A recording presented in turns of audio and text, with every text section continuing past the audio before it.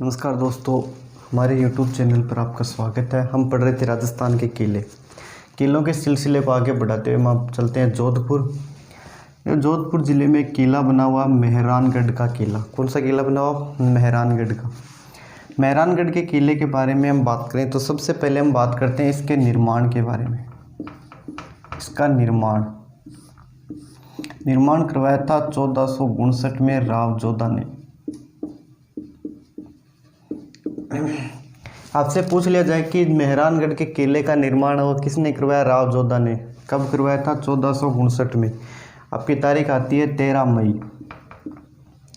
13 मई 1459 को राव जोधा ने इस किले का निर्माण करवाया। यहाँ से हम बात करें विक्रम संवत की, तो विक्रम संवत आपकी होती है 1515।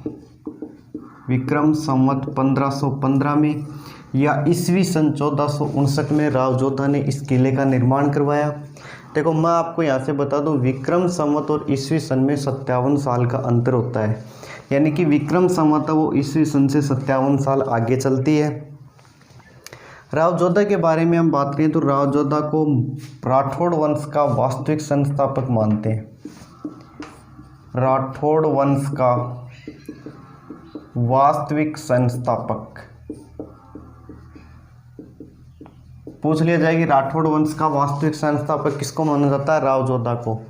वैसे देखो, राठौड़ वंश के जो संस्थापक हैं वो राव सिंह को माना जाता है। राव सिंह हैं वो राठौड़ वंश के संस्थापक थे। कौन से वंश के संस्थापक थे? राठौड़ वंश के। लेकिन वास्तविक जो संस्थापक माना जाता है वो किसको माना जाता है? राव जोधा को माना जाता है। यहाँ से हम बात करें जोधपुर के इस किले के बारे में, तो यह किला जो बना हुआ है यह चिड़ियाटूक पहाड़ी पे बना हुआ है। कौन सी पहाड़ी पर? चिड़ियाटूक पहाड़ी पर। तो आपसे पूछ लिया जाए कि मेहरानगढ़ का किला वो कौन सी पहाड़ी पे बना हुआ है? चिड़ियाटूक पहाड़ी पे बना हुआ है। देखो, प्रश्न यहाँ से ये आता है, कई बार पूछ लिया गया है कि जोधपुर का जो किला है, मेहरानगढ़ का किला, वो किस पहाड़ी पर बनना प्रस्तावित हुआ था? तो प्रस्तावित जो हुआ था, बनना प्रस्तावित हुआ था मंसूरिया की पहाड़ी पर। कौन सी पहाड़ी पर? मंसूरिया की पहाड़ी। अब प्रश्न ये आता है कि मंसूरिया की पहाड़ी पर जब बनना प्रस्तावित हुआ तो उस पहाड़ी पर बना क्यों नहीं? तो मैं आपको बता दूं, पानी की कमी के चलते। किसकी कमी के चलते? पानी की कमी के चलते यह किला मंसूरिया की पहाड़ी पर नहीं बनाया गया। और मंसूरिया की पहाड़ी पर नहीं बना करके किस पहाड़ी पर बनाया गया? चिड़ियाटूक पहाड़ी पर बनाया गया। यहाँ से हम बात करें मेहरानगढ़ के उपनामों के बारे में। उपनाम, तो मेहरानगढ़ के उपनामों के बारे में बात करें तो इसे कहते हैं गढ़ चिंतामणि। गढ़ चिंतामणि। इसे कहते हैं कागमुखी। कागमुखी दुर्ग। और यहाँ से हम बात करें तो इसे कहते हैं मयूर ध्वजगढ़। मयूर ध्वजगढ़। देखो, इतिहासकार बताते हैं कि इसकी जो आकृति है वो मयूर के समान है। आकृति मयूर के समान होने के कारण इस किले को मयूर ध्वजगढ़ के नाम से जानते हैं। गढ़ चिंतामणि इसी को कहते हैं। कागमुखी दुर्ग भी इसी को कहते हैं। इस किले के बारे में हम बात करें तो जोधपुर रियासत का या जो विस्तृत वर्णन है वो राजस्थान के एक इतिहासकार हुए हैं, गौरी शंकर ओझा। राजस्थानी इतिहासकार हुए हैं गौरी शंकर ओझा। हीराचंद गौरी शंकर ओझा। गौरी शंकर ओझा ने अपनी पुस्तक में जोधपुर रियासत का विस्तृत वर्णन किया है। इन्होंने पुस्तक लिखी थी जोधपुर राज्य का इतिहास। गौरी शंकर ओझा ने पुस्तक लिखी थी जोधपुर राज्य का इतिहास। जोधपुर राज्य का इतिहास। तो आपसे पूछ लिया जाए कि जोधपुर राज्य का इतिहास है किताब किसने लिखी है? तो गौरी शंकर ओझा ने लिखी है। इसी जोधपुर राज्य के इतिहास नामक किताब में इन्होंने जोधपुर रियासत का वो विस्तृत वर्णन किया है, मारवाड़ रियासत का विस्तृत वर्णन किया है। यहाँ से मेहरानगढ़ के किले के बारे में हम बात करें तो इसके जो प्रवेश द्वार हैं, मेहरानगढ़ के प्रवेश द्वार, तो मेहरानगढ़ के किले के 3 प्रवेश द्वार हैं। कितने प्रवेश द्वार हैं? 3। जयपोल, फतेहपोल। तो प्रवेश द्वार इसके हैं जयपोल, फतेहपोल और लोहापोल। 3 प्रवेश द्वार इस किले के हैं। जयपोल, फतेहपोल, लोहापोल। इनके बारे में हम बात करें तो जैसा कि जयपोल के बारे में हम बात करें तो जयपोल का जो निर्माण करवाया था वो महाराजा मान सिंह ने करवाया था। जयपोल जो प्रवेश द्वार है इसका निर्माण करवाया महाराजा मान सिंह ने। महाराजा मान सिंह।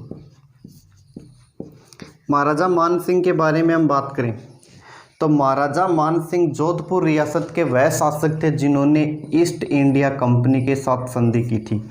आपसे पूछ लिया जाए कि जोधपुर रियासत के किस शासक ने ईस्ट इंडिया कंपनी के साथ संधि की थी, तो जोधपुर के वो शासक जिन्होंने ईस्ट इंडिया कंपनी के साथ संधि की थी वो महाराजा मान सिंह थे। महाराजा मान सिंह का जो संबंध है, इन्होंने नाथ संप्रदाय को अपनाया था। कौन से संप्रदाय को अपनाया? नाथ संप्रदाय। नाथ संप्रदाय की प्रधान पीठ है वो जोधपुर में है। नाथ संप्रदाय के प्रधान पीठ जोधपुर में एक मंदिर बना हुआ है, महामंदिर। जोधपुर का महामंदिर है वो नाथ संप्रदाय की प्रधान पीठ है। नाथ संप्रदाय के अनुयायी थे महाराजा मान सिंह, और इन्हीं महाराजा मान सिंह ने सन 1808 में एक इसके जो जयपोल जो इसका प्रवेश द्वार है इसका निर्माण यहाँ पे करवाया था। दूसरा हम बात करें फतेहपोल, तो फतेहपोल के बारे में हम बात करें तो फतेहपोल का जो निर्माण करवाया गया था वो करवाया था महाराजा अजीत सिंह ने। महाराजा अजीत सिंह। महाराजा अजीत सिंह है वो महाराजा जसवंत सिंह प्रथम के पुत्र थे, और इनके मरने के बाद में यहाँ के शासक बने थे। आपको पता होगा 1578 में महाराजा जसवंत सिंह के मरने के बाद में यहाँ पे खालसा घोषित कर दिया जाता है जोधपुर को। क्या घोषित कर दिया जाता है? खालसा। अब बोले सर खालसा क्या होता है? तो देखो वह भूमि जो सीधी सम्राट के नियंत्रण में हो, या जैसा कि हम माने कि वर्तमान की अगर हम बात करें, वर्तमान परिप्रेक्ष्य से हम इसको थोड़ा सा कंपेयर करें तो वह भूमि जो वर्तमान में जो केंद्र सरकार के अधीन होती है, किसके अधीन होती है? केंद्र सरकार के अधीन। तो यहाँ से हम बात करें कि उस समय की वह भूमि जो सीधी सम्राट के अधीन होती थी, यानी उस समय जो मुगल बादशाह था, मुगल बादशाह के अधीन जो भूमि होती थी वह भूमि खालसा कहलाती थी।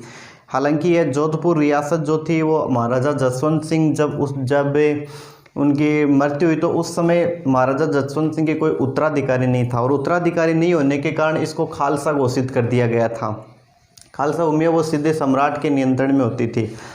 इसके बाद में जब महाराजा अजीत सिंह यहाँ पे दुर्गादास राठौड़ की सहायता से जब जोधपुर के शासक बनते हैं, और शासक बनने के बाद में जब जोधपुर को खालसा भूमि से हटाया गया था, तो उस खालसा भूमि से हटाए जाने की खुशी में और महाराजा अजीत सिंह ने मेहरानगढ़ के किले में एक प्रवेश द्वार का निर्माण करवाया, और वह प्रवेश द्वार है फतेहपोल। कौन सा प्रवेश द्वार है? फतेहपोल। इसके बाद में हम बात करते हैं लोहापोल। तीसरा जो प्रवेश द्वार इस किले का, लोहापोल। लोहापोल का निर्माण देखो करवाया है मालदेव ने। किसने करवाया है? मालदेव ने। मालदेव जो रावचंद्र सेन का पुत्र था, मालदेव शासक हुआ यहाँ का। मालदेव के बारे में बात करें तो मालदेव को 52 युद्धों का विजेता बताया जाता है, यानी कि राव जोधा के बाद में मालदेव है वो एक यहाँ पे शक्तिशाली शासक यहाँ पे हुआ है जोधपुर रियासत का। तो इस जो लोहापोल नामक प्रवेश द्वार है इसका निर्माण करवाया था मालदेव ने। किसने करवाया था? मालदेव ने। हालांकि मालदेव ने 1548 में इसका निर्माण कार्य शुरू करवाया, लेकिन ये इसको कंप्लीट यानी पूरा नहीं करवा पाया, और इसके बाद में महाराजा विजय सिंह ने यह पूरा बनवाया लोहापोल। तो 3 प्रवेश द्वार अपन ने इस किले के पढ़े, जयपोल, फतेहपोल, लोहापोल। जयपोल का निर्माण जैसा कि अपन ने पढ़ा महाराजा मान सिंह ने करवाया। फतेहपोल का निर्माण महाराजा अजीत सिंह ने करवाया। लोहापोल का निर्माण कार्य मालदेव ने यहाँ से प्रारंभ करवाया था, और उसके बाद में महाराजा विजय सिंह ने उसे पूरा करवाया। यहाँ से हम और बात करें मेहरानगढ़ के किले के बारे में, तो मेहरानगढ़ का किला है वह एक दानवन दुर्ग की श्रेणी में आता है। किस दुर्ग की श्रेणी में आता है? दानवन दुर्ग की श्रेणी में आता है। अब देखो हम यहाँ से बात करें कि मेहरानगढ़ के किले में आपको देखने के लिए क्या क्या मिलेगा। तो मेहरानगढ़ के बारे में हम यहाँ से बात करें तो प्रमुख जो दर्शनीय स्थल है,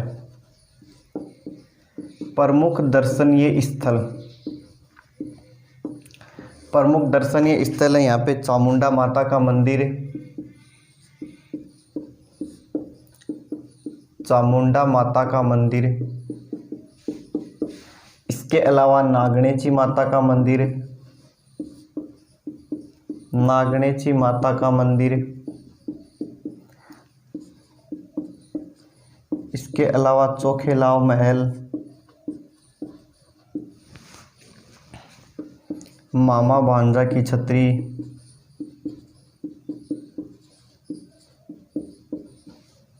भूरे खां की मजार,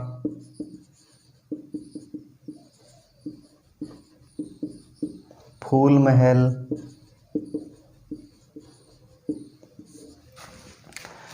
तो ये देखो प्रमुख दर्शनीय स्थल मेहरानगढ़ के किले में आपको देखने के लिए मिलेंगे। यहाँ से हम बात करते हैं एक एक के बारे में।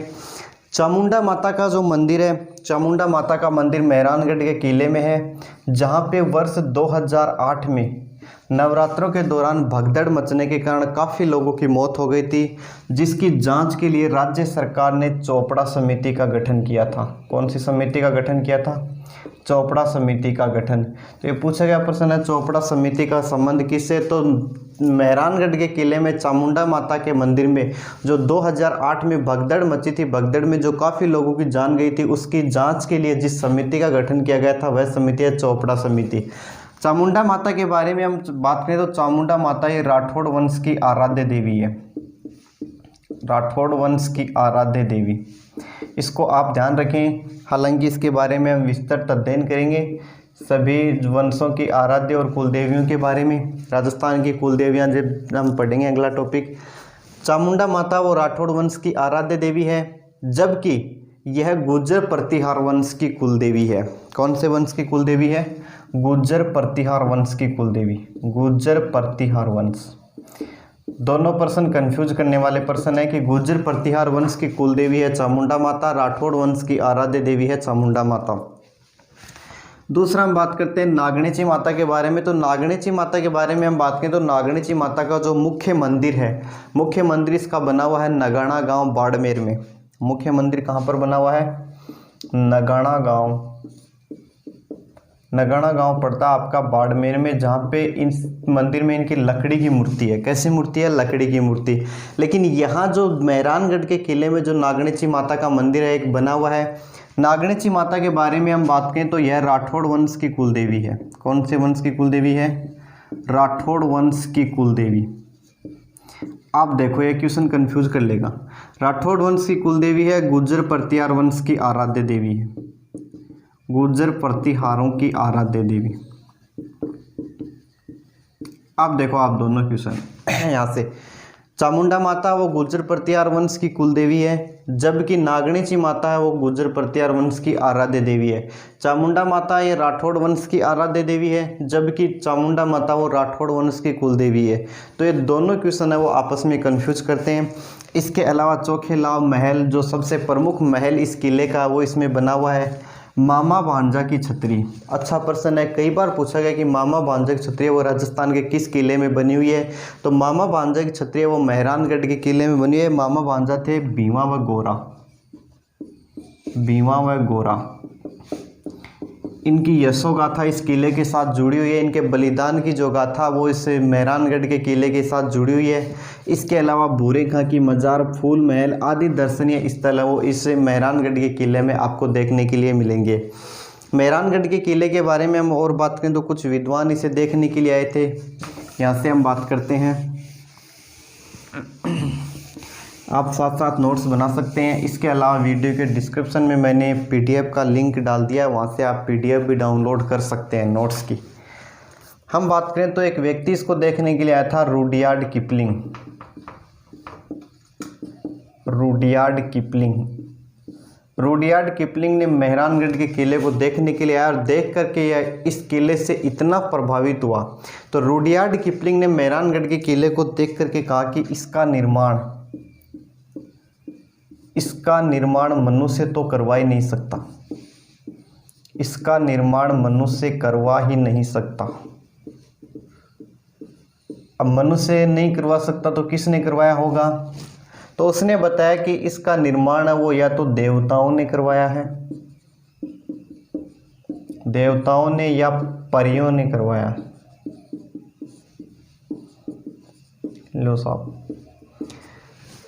पूछ लिया जाए कि किस इतिहासकार ने या किस व्यक्ति ने यह कहा कि जोधपुर के किले का निर्माण मनुष्य द्वारा नहीं करवाया गया, यह इसका निर्माण देवताओं या परियों द्वारा करवाया गया? तो ऐसा कहने वाले व्यक्ति का नाम है रुडयार्ड किपलिंग। इसके अलावा हम बात करें जैकलिन केनेडी की। जैकलिन केनेडी इस किले को देखने के लिए आया और जैकलिन केनेडी ने मेहरानगढ़ के किले को देख करके इसे विश्व का 8वां अचंबा बताया। विश्व का 8वां अचंबा। तो आपसे पूछ लिया जाएगी किस व्यक्ति ने मेहरानगढ़ के किले को विश्व का 8वां अचंबा बताया? जैकलिन केनेडी ने। इसके अलावा बिल गेट्स, नाम तो सुना होगा आपने, बिल गेट्स माइक्रोसॉफ्ट के जो संस्थापक हैं।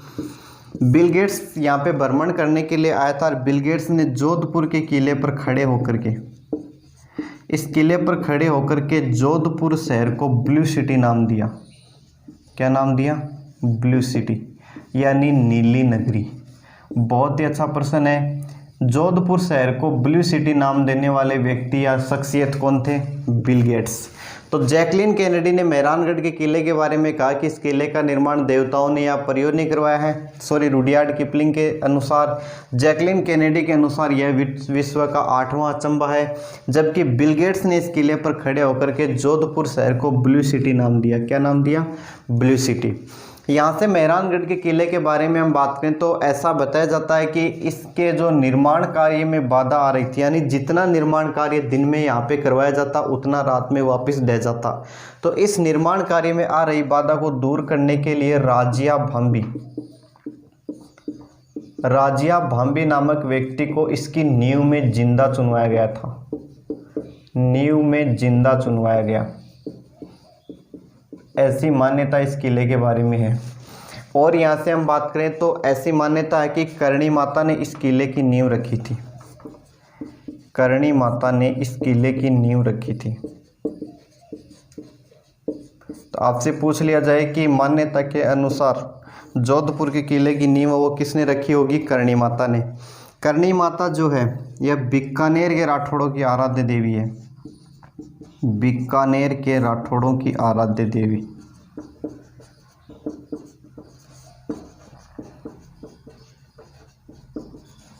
बीकानेर का जो राठौड़ वंश है जिसकी स्थापना राव जोधा के 5वें पुत्र राव बीका ने की थी, और राव बीका के वंश की जो आराध्य देवी है वो करणी माता है। इसके अलावा यह चारण जाति की कुलदेवी है। चारण जाति की कुलदेवी। और इसी करणी माता ने नींव रखी थी कौन से किले की? मेहरानगढ़ के किले की। तो यह था मेहरानगढ़ का किला। आज के लिए इतना ही। धन्यवाद।